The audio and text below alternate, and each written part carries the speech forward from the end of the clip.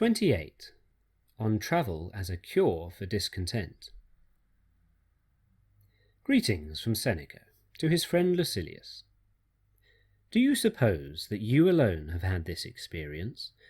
Are you surprised, as if it were a novelty, that after such long travel and so many changes of scene, you have not been able to shake off the gloom and heaviness of your mind?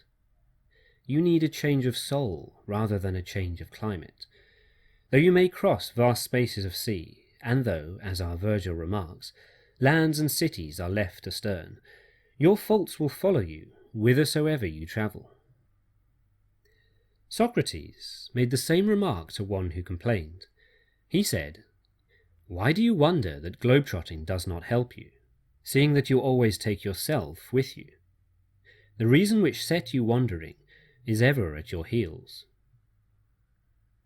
What pleasure is there in seeing new lands, or in surveying cities and spots of interest?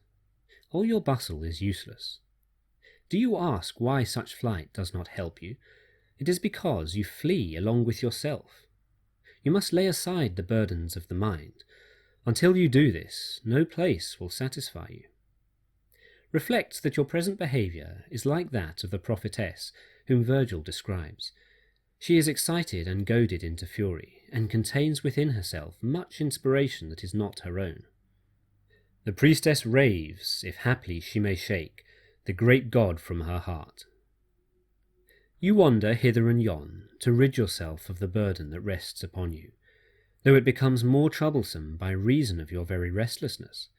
Just as in a ship, the cargo when stationary makes no trouble, but when it shifts to this side or that, it causes the vessel to heel more quickly in the direction where it has settled.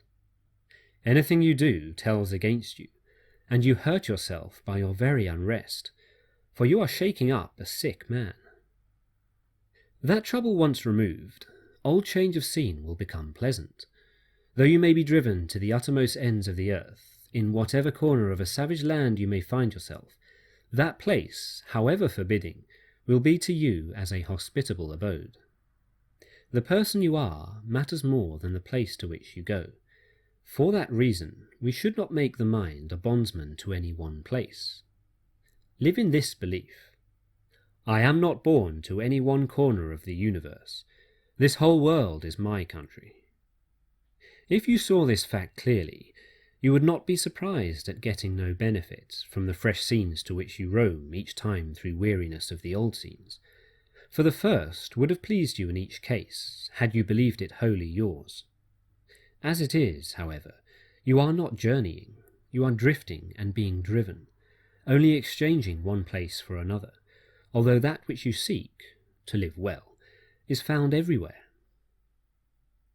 Can there be any spot so full of confusion as the Forum? Yet you can live quietly even there if necessary. Of course, if one were allowed to make one's own arrangements, I should flee far from the very sight and neighbourhood of the Forum, for just as pestilential places assail even the strongest constitution, so there are some places which are also unwholesome for a healthy mind which is not yet quite sound, though recovering from its ailment.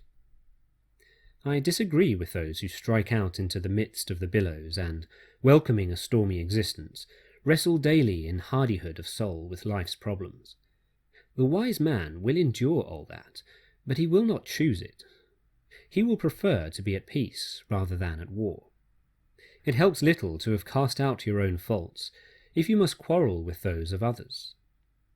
Says one, "There were 30 tyrants surrounding Socrates, and yet they could not break his spirit." But what does it matter how many masters a man has? Slavery has no plural, and he who has scorned it is free, no matter amid how large a mob of overlords he stands. It is time to stop, but not before I have paid duty. The knowledge of sin is the beginning of salvation. This saying of Epicurus seems to me to be a noble one, for he who does not know that he has sinned does not desire correction. You must discover yourself in the wrong before you can reform yourself. Some boast of their faults. Do you think that the man has any thought of mending his ways, who counts over his vices as if they were virtues? Therefore, as far as possible. Prove yourself guilty. Hunt up charges against yourself. Play the parts, first of accuser, then of judge, last of intercessor. At times, be harsh with yourself. Farewell.